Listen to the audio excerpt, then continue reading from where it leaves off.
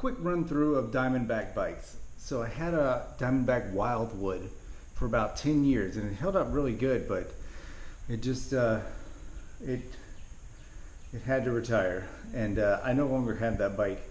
But when that one finally died, I got this Diamondback from Dick's. You know, it's a A to B trail bike. It was kind of on sale. I think it was about $300. But unfortunately, pretty shortly after I started riding it, the crank here started getting really loose, and this nut right here, it just kept popping off, and the whole thing was just loose in here, and this would just fall off every time. So I mean, I took it, I tried to work with it as much as I could. I took it back to Dick's. They told me to basically pound sand. They wouldn't do anything for me. So that was very disappointing, because well, A, because my last Diamondback bike was so good, lasted for such a long time, and B, because just the way Dick's reacted to there being a problem with this. I think Dick's might have moved away from Diamondback bikes now, but yeah, that was disappointing. So I needed a bike ASAP, because this one was not working, so I needed one right away. I was gonna look into a used bike or something local and get from somebody, but I ended up going to REI instead. I'd gotten my kids' bikes there, so I thought I'd go and check it out. And they are also moving away from Diamondback bikes, but I got this one. This was, I think, the last one that they had. So it's the Diamondback line, and it's worked out really well. I've had it for about a year. It's more of a mountain bike, whereas the Wildwood and this one are more sort of commuter bikes. This one is like a pretty well-equipped mountain bike. It's got the disc brakes, and let's see.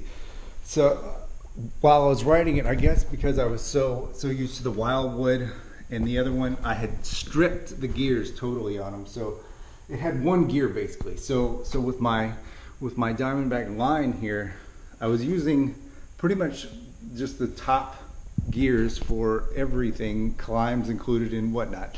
So I completely destroyed the cassette down there, and this was about 2 or 3 weeks ago. Well, I had initially destroyed the cassette a few months ago, but I was hesitant to take it in because I didn't know what that would be like to take it in, because the experience I had at Dick's. So I took it into REI.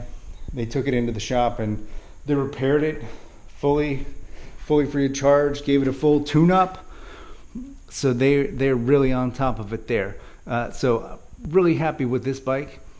The only thing I've really had is some flat tires. I don't know if that's because I'm too heavy, but I've only experienced them. I'm 6'3", and I'm 6'3", 210, just for anyone wondering. So